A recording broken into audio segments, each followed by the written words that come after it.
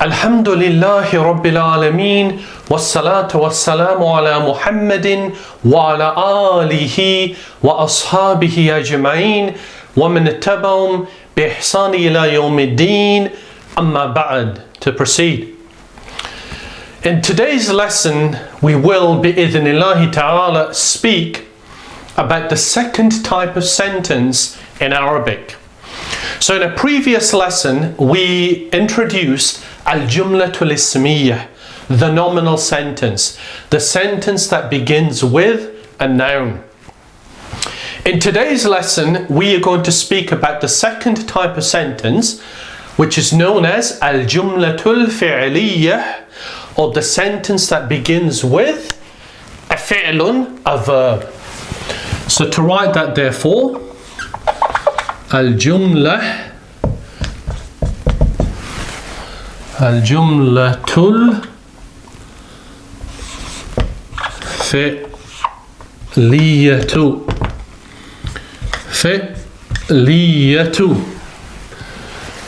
the verbal sentence. So, as the name suggests, why is al-jumlatul fi'liyah called al-jumlatul fi'liyah? Because it begins with a fi'lun, a verb. So let's write a sentence that begins with a fi'lun. An example of a fi'lun, the most common fi'lun we tend to use after fa'ala is kataba.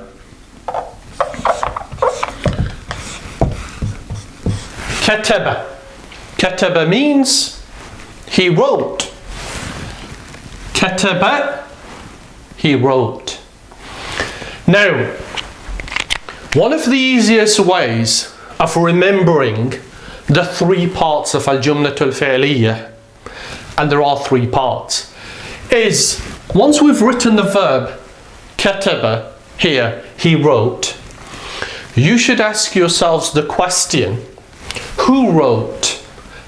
Kataba, he wrote. Well, who wrote?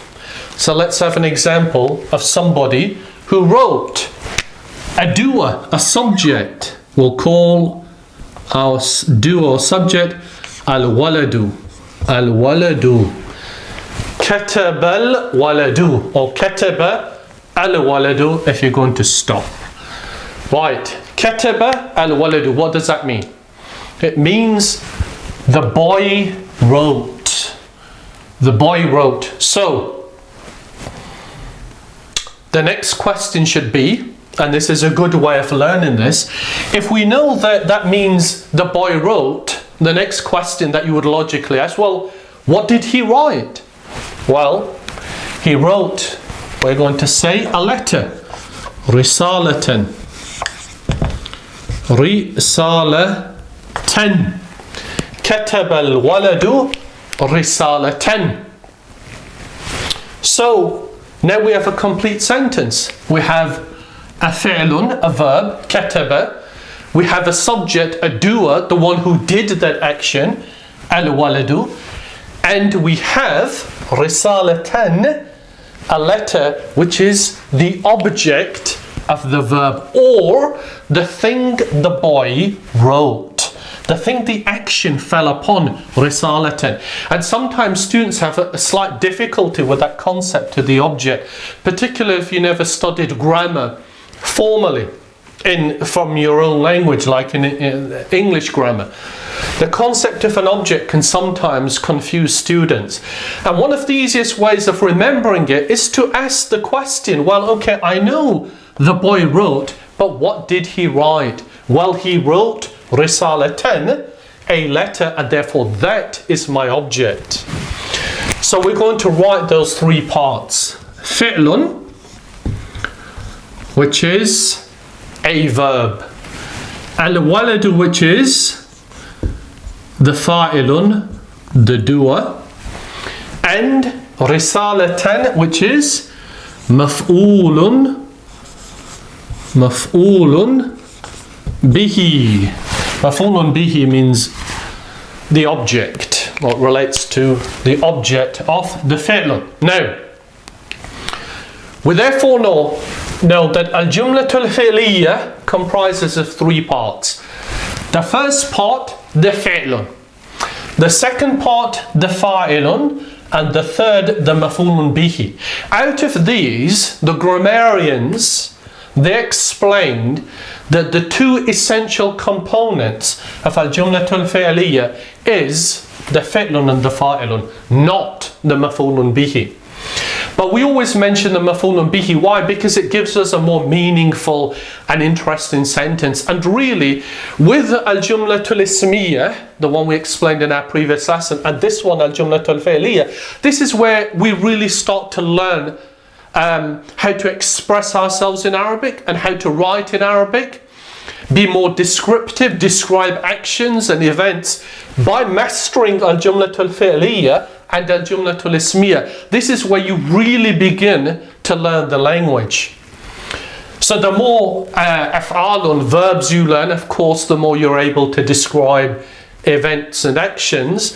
And the fa'ilun is just a simple ismun, and as is the maf'ulun bihi in most cases. So what do we note about these three different parts? Well, a fi'lun we haven't described in any great detail. That will be done in future lessons, inshallah. A fi'lun, this is a simple past tense verb. Fi'lun madi, kataba, he wrote. Okay? We're not too concerned about this at the moment.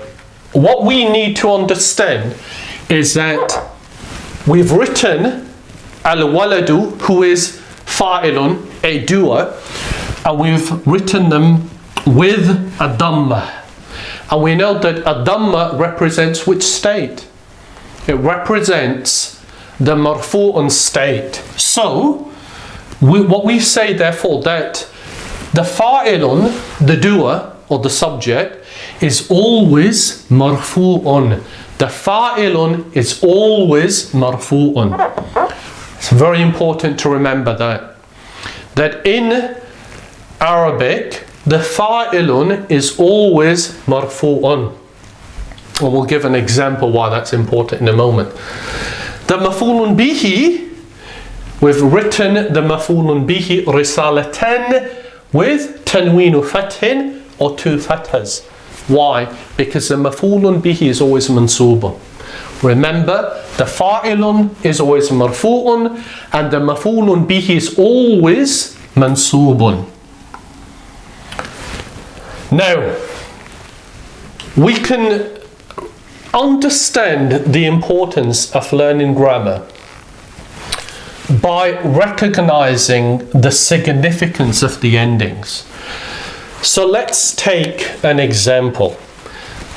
If we say allama, and I mentioned this actually in my app, so if you use the app, then at the very beginning I mentioned this by way of an example.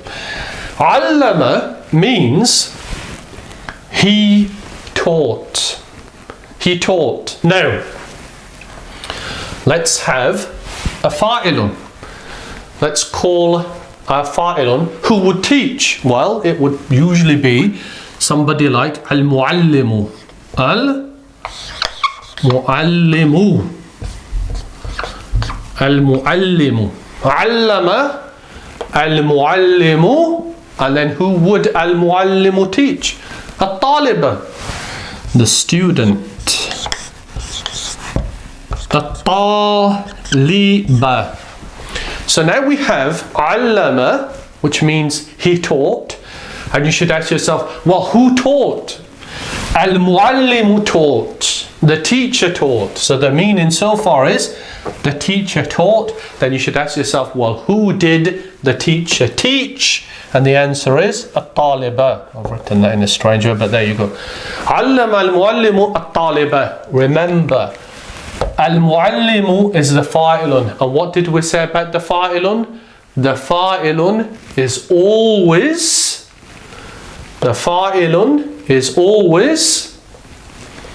marfu'un. Fa'ilun is always marfu'un.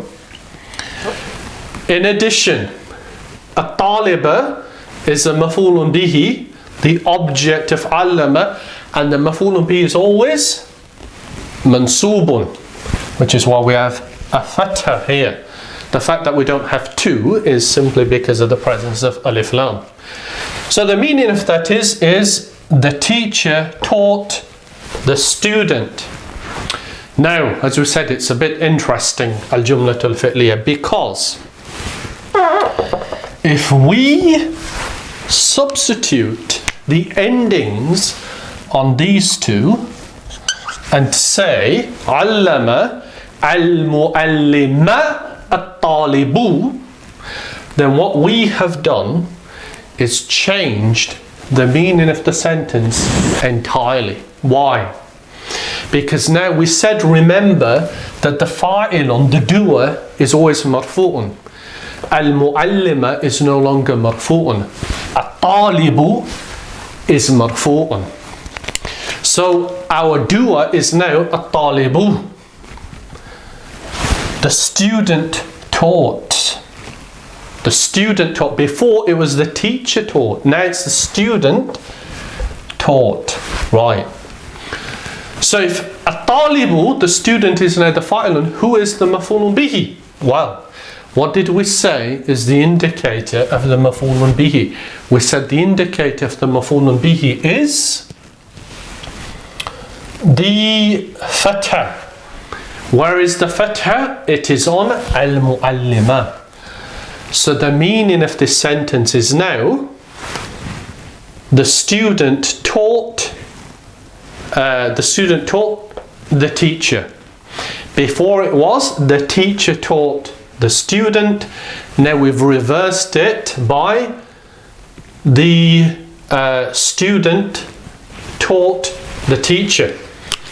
All by altering the endings on al-muallima and al-taliba. Now it's important to note that usually in Arabic, this is the word order. The word order is the fi'lun, fa'ilun, maf'ulun bihi, but it doesn't have to always be that case.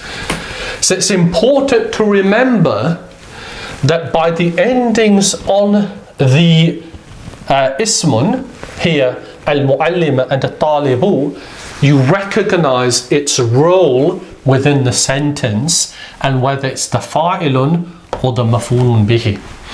So I wanted to mention that point just to illustrate the importance of understanding how significant the ending of the words are. So if we go back to kataba al-waladu risalatan.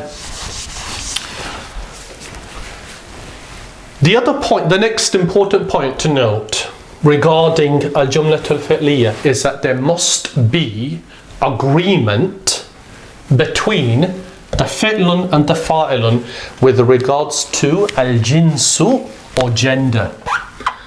So al-jinsu, which is gender.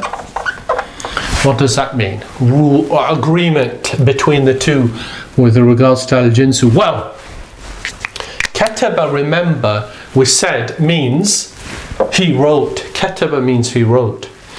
He indicates, of course, it's going to be male. So the fa'ilun has to be male too. Kataba al-waladu risalatan. But what if our fa'ilun was female? Al-bintu, the girl.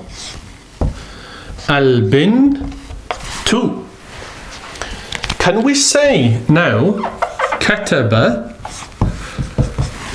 al-bintu, the girl wrote?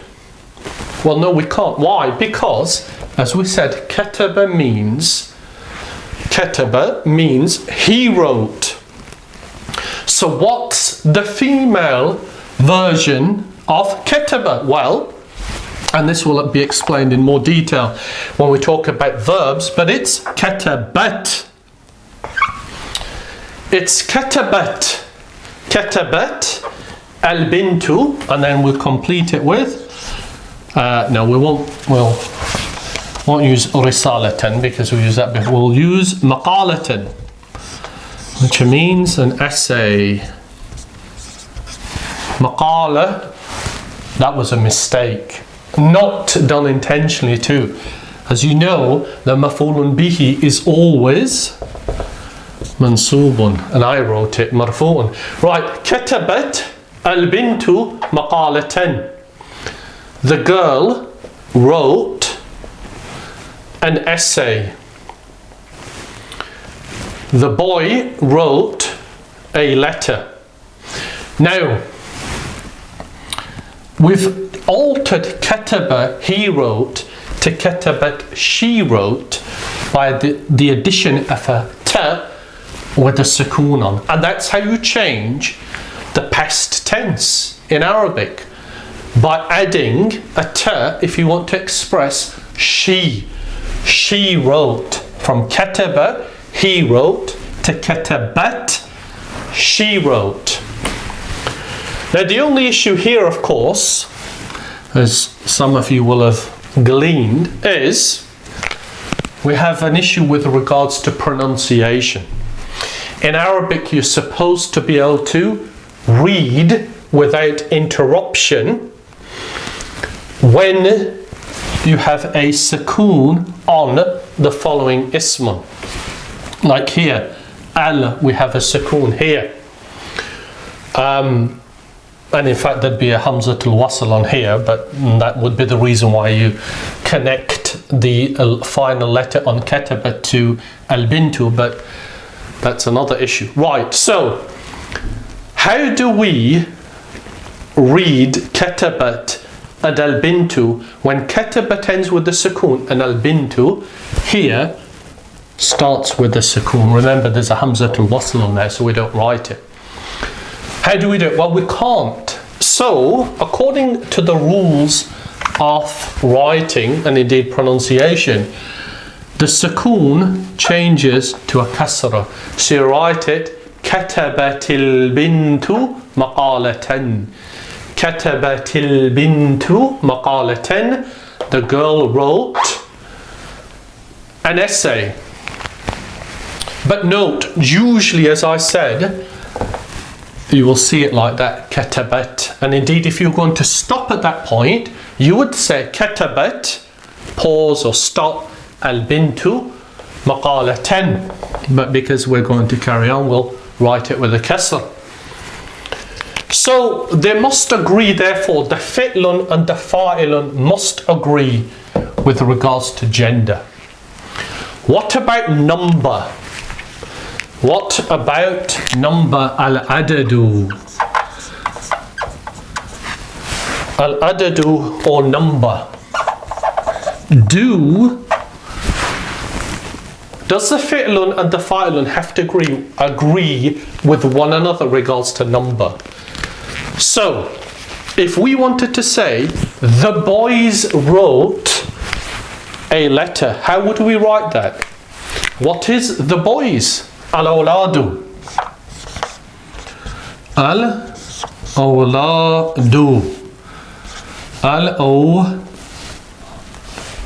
Al-awladu. The boys. Well, we'll add risalatan, because we know that one. Risalatan. Al-awladu risalatan. So, we've got the fa'ilun. We've got the maf'ulun bihi, risalatan. Now we need the fi'lun. The boys wrote. Remember that kataba means he wrote. Katabat means she wrote. What about, and both of these are with a single fa'il, the boy and the girl. What about now al-awladu? What do we do here? Well, actually, what we do here is write kataba. Kataba, singular, kataba, he wrote. And that can sometimes confuse students. Why? Because it doesn't seem to make sense. Because what you're saying literally is the boys, he wrote a letter. The boys, he wrote a letter. And it doesn't seem to make sense because that's plural and that's singular. But the rule for al-jumlah al-fileeyah, when it begins with the fi'lun, is that the fi'lun is always going to be in the singular.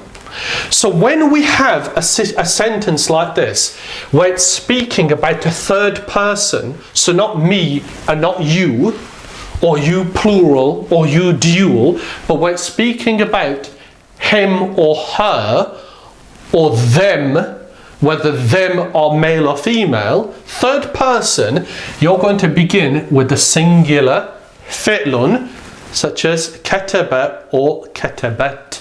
He wrote or she wrote, regardless of whether the fa'ilun is singular or plural. Okay? Regardless of whether the fa'ilun is singular or plural, the fi'lun is going to be singular third person. Kataba, katabat, kataba, even though the fa'ilun is different. So, with regards to agreement, therefore, they must agree in al-jinsu, gender, which they do, and in al-adadu, they don't agree necessarily. Rather, the fi'lun, when it begins the sentence and it's speaking about a third person, is always going to be singular. But is it then always singular? Does it always remain singular? The answer is no. And we're not really going to elaborate on this because it's a bit more complex, and that's for a later lesson. But suffice to say that if we now introduced another action regarding al-awladu that referred to al-awladu, then because they've now been mentioned, that the fa'ilun has now been mentioned, and it's still relating to the same fa'ilun, then now it must agree in number. For example, kataba al-awladu risalatan, thumma just means then, thumma then what? Thumma dhahabu.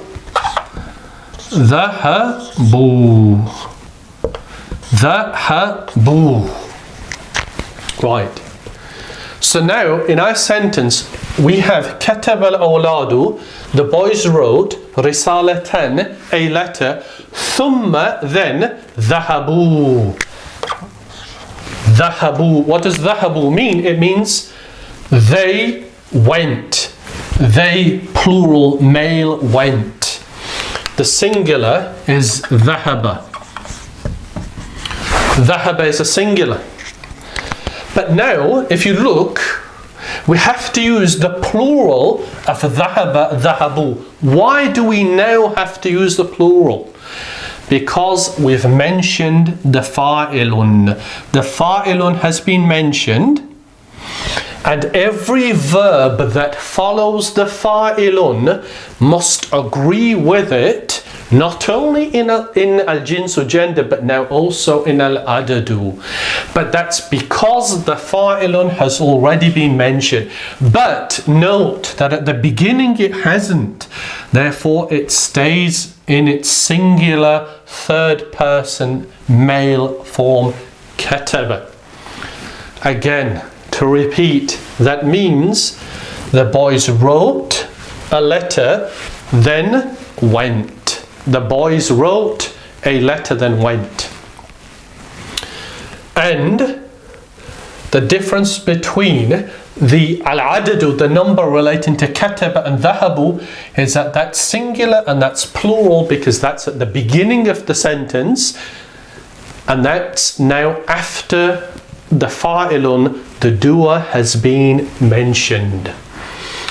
And just so it's easier for you, we'll write that that's the verb, that's the doer, and that's the object. Probably should have done the right at the beginning, but nevertheless it's there now.